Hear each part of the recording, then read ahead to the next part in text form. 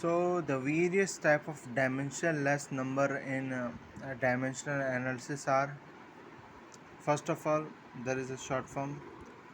रविवार को मेरा एपिसोड आएगा, फिर गाना गाऊंगा वैसे ही। रविवार Reynolds number viscous, this Mach number elastic, Euler number pressure, fraud number gravity, वीबर number surface tension. So inertia force, viscous force, gravity, pressure, surface tension, elastic force। सब में इनर्शिया फोर्स सारे जो नंबर हैं, जितने भी टाइप का number, जैसे Reynolds number, ये Mach number, Euler number, Froude number, Weber number, सबके अंदर इनर्शिया फोर्स तो कॉमन है। Inertia force upon viscous force, upon elastic force, upon pressure force, upon gravity force, upon surface tension force. Inertia force सब में common है, इसलिए नहीं consider लिखा है इसके अंदर। जो हमारे लिए सबसे इम्पोर्टेंट नंबर है वो दो हैं, एक रेनॉल्ड नंबर और एक Froude number. Reynold number in mechanical and Froude number in civil, but sometimes both combine. Reynold number होता है inertia force upon viscous force, तो इसका फॉर्मूला होता है रविवार, और इसका फॉर्मूला जो है वो है रो वी एल बाई म्यू, मतलब रो वी डी बाई म्यू। तो इसका फॉर्मूला है। ये रेनॉल्ड नंबर कौन कौन से क्वेश्चन में यूज़ होगा? पहली बात, जहाँ जिस क्वेश्चन में अगर विस्कोसिटी मेंशन किए है तो वहाँ चांस है कि रेनॉल्ड नंबर इस्तेमाल करना पड़ेगा। Flow of water in pipe के अंदर रेनॉल्ड नंबर इस्तेमाल होगा, उसके अंदर कोई ग्रेविटी फोर्स इस्तेमाल नहीं हो सकती, ना कोई और टाइप का नंबर। सबमरीन वाले क्वेश्चन में जो भी होगा रेनॉल्ड्स नंबर इस्तेमाल होगा। अब इलास्टिक नंबर की, यूलर नंबर की बात नहीं करेंगे हम बात करेंगे सीधा फ्रॉड नंबर की। तो फ्रॉड नंबर होता है फोर्स इनर्शिया अपन ग्रेविटी, एफ जी। फिर गाना गाऊंगा तो वही एफ जी। तो फ्रॉड नंबर कहाँ कहाँ काम आएगा? फ्रॉड नंबर काम आएगा जहाँ भी हाइड्रोलिक स्ट्रक्चर दिया होगा, जैसे कि हाइड्रोलिक स्ट्रक्चर क्या क्या होता है, spillways, hydraulic jump, sorry spillways, और डैम, और क्या, रिवर मॉडल, ऐसे सब में। और इसका इम्पोर्टेंट फार्मूला है v upon under root g l. So this is the important formula of Froude number. और थर्ड में भी इम्पोर्टेंट नंबर है मैक नंबर, जो होता है inertia force upon elastic force under root में। या फिर ये होता है velocity of fluid, velocity of fluid upon velocity of sound.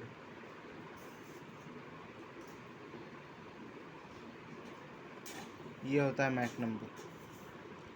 और मैक नंबर कहाँ का? मैक नंबर दिखाता है कि जब स्पीड बहुत ज़्यादा होती है तो डेंसिटी में वेरिएशन आ सकता है एयर की, तो यही मैक नंबर रिप्रेजेंट करता है कि कितनी स्पीड पे कितना वेरिएशन आएगा डेंसिटी में। Now we will study about similarity and simulation and modelling. सबसे पहले हम डिफाइन करते हैं definition of model. Model, car का मॉडल, स्कूल का मॉडल। स्कूल का मॉडल क्या मतलब? क्या? छोटा स्ट्रक्चर, कोई भी मिनिएचर जिस पे हम स्टडी करेंगे। फेक। प्रोटोटाइप मतलब जो फर्स्ट ट्राई एट समथिंग, मतलब जो असली प्रोडक्ट है, रियल थिंग। रियल थिंग को बोलते हैं प्रोटोटाइप। और मॉडल मतलब वही स्कूल का मॉडल से याद रखना है मॉडल को। अब तीन तरह की सिमिलरिटी होती, तीन तरह की सिमिलरिटी होनी चाहिए मॉडल और प्रोटोटाइप में, ताकि जो मॉडल से जो भी हमने आंसर निकाले वो प्रोटोटाइप पे हम डायरेक्ट लगा सकें। ज्योमेट्रिकल सिमिलरिटी, काइनेमेटिक सिमिलरिटी और डायनेमिक सिमिलरिटी, तीन तरह की सिमिलरिटी होनी चाहिए इसके अंदर। सबसे पहले बात करते हैं हम ज्योमेट्रिकल सिमिलरिटी। ज्योमेट्रिकल सिमिलरिटी मतलब एक जैसे दिखनी चाहिए। मतलब एक जैसे मतलब जैसे ये है length, thickness, breadth, length, thickness, breadth. तो length L M upon L P, T M upon T P, B M upon B P का रेशियो सेम होना चाहिए। मतलब L M upon L P is equal to B M upon B P is equal to T M upon T P. का कोई ratio होना चाहिए जिसे बोलते हैं लेंथ रेशियो। लेंथ रेशियो हमेशा छोटा व बड़ा होता है, या फिर वो अनडिस्टेबल है, वो क्वेश्चन से सामने आ जाता है। तो ये इसलिए होना चाहिए ताकि मॉडल एक जैसे दिखे। मतलब अगर ये 5 है और ये 1 है तो यहाँ पे होगा ये 15 और 3, 3 गुना 3 गुना, ताकि सेम दिखे। डिस्टॉर्टेड मॉडल भी यूज़ होते हैं जिसमें ये वैलिड नहीं होता, पर वो सिविल इंजीनियरिंग में काम आता है। वो भी हाइड्रोलिक डैम्स बनाने में, रिवर के ऊपर जब रिवर बहुत डीप हो तो उसमें काम आता है, पर अपने सिलेबस में ये काम नहीं आता। और दूसरी बात आती है एरिया की। जैसे ये ऊपर वाले एरिया इसके ऊपर वाले एरिया से कंपेरेबल होना चाहिए। मतलब area of model upon area of prototype क्या होगा, इसका देखें तो दिस अपॉन दिस, मतलब LM/BM अपॉन LP/BP। तो ये LM/BM क्या था, R, ये क्या था, R। मतलब area of model upon area of prototype जो होता है वो होता है R²। तो ये मॉडलिंग का फ़ायदा है कि अगर एरिया होगा तो लेंथ का स्क्वायर होगा, वॉल्यूम होगा तो लेंथ का क्यूब होगा, और ये हमेशा वैलिड है। चाहे इस में ले लो, इसमें ले लो, इसमें इस एरिया में ले लो, इस एरिया में ले लो, मतलब area of model upon area of prototype हमेशा R² के बराबर होता है, और वॉल्यूम जो होगा वो R³ के बराबर होगा। Now we are going to talk about kinematic viscosity. Kinematic viscosity जो क्वेश्चन में हमें यूज़फुल ज़्यादा लगी नहीं, तो यही एक मॉडल है, वही पिछला वाला मॉडल ही है। तो इसकी वेलोसिटी इससे कंपेरेबल होनी चाहिए। VA upon VA is equal to VB upon VB is equal to VD upon VD। और ऐसे एक्सेलरेशन में होगा एक्सेलरेशन A BB DD, मतलब रेशियो सेम होना चाहिए। और काइनेमेटिक सिमिलरिटी होने के लिए ज्योमेट्रिकल सिमिलरिटी होना ज़रूरी है।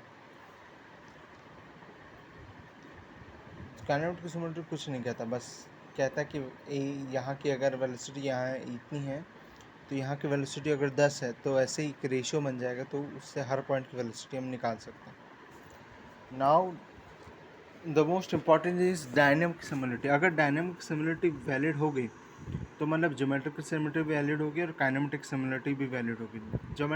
डायनेमिक सिमिलरिटी है क्या? डायनेमिक सिमिलरिटी है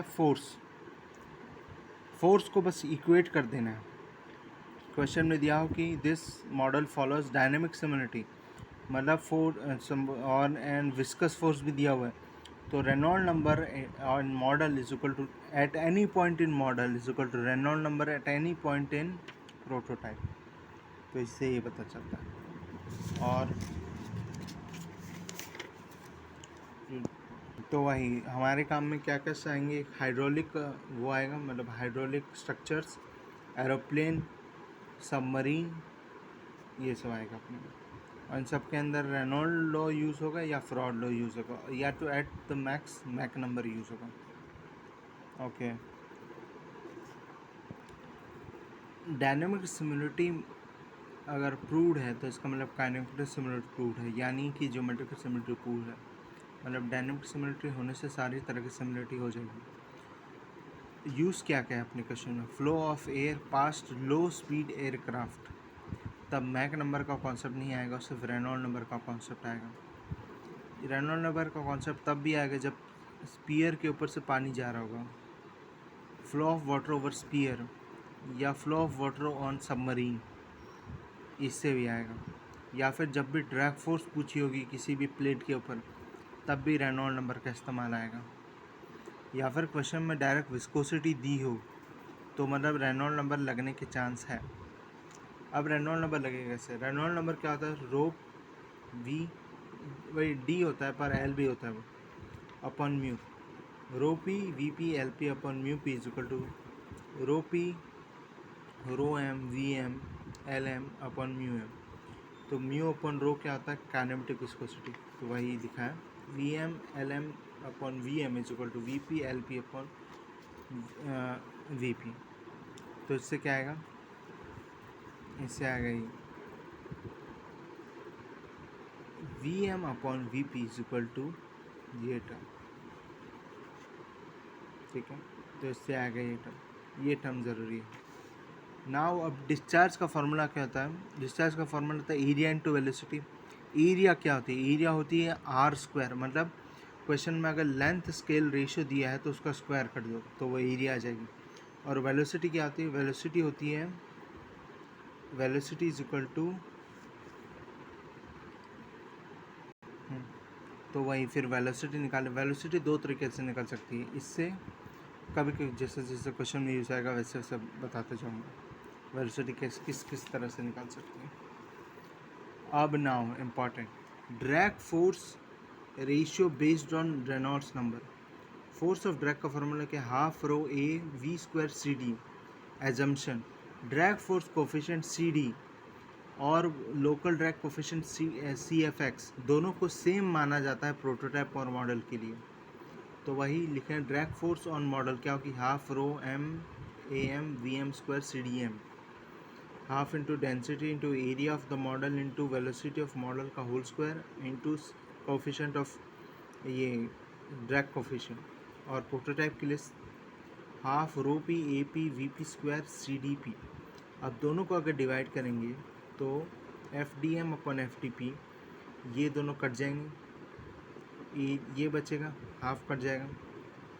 अगर डेंसिटी फ्लूइड की अलग अलग ली है, अलग अलग उस पर लिया है तो रहेंगे, पर अगर सेम उस पर लिया मटेरियल, सेम वाटर पे ही एक्सपेरिमेंट हो रहा है मॉडल और प्रोटोटाइप का, तो रो भी कट जाएंगे, तो फिर यही बचेगा। नाउ इन सब क्वेश्चन इम्पॉर्टेंट, सम क्वेश्चन वो दे देता है कि विस्कस फोर्स और ग्रेविटी फोर्स दोनों डोमिनेंट है। इसका मतलब क्या है? इसका मतलब कुछ नहीं है, इसका मतलब ये है कि रेनॉल्ड नंबर भी लगा सकते हैं और फ्रॉड नंबर भी लगा सकते हैं। अगर वेलोसिटी का रेशियो कभी चाहिए होगा तो फ्रॉड नंबर से निकल जाएगा, और डिस्चार्ज चाहिए होगा तो रेनॉल्ड नंबर से निकल जाएगा, ऐसा। Okay, this was the part 1 of this dimensional analysis.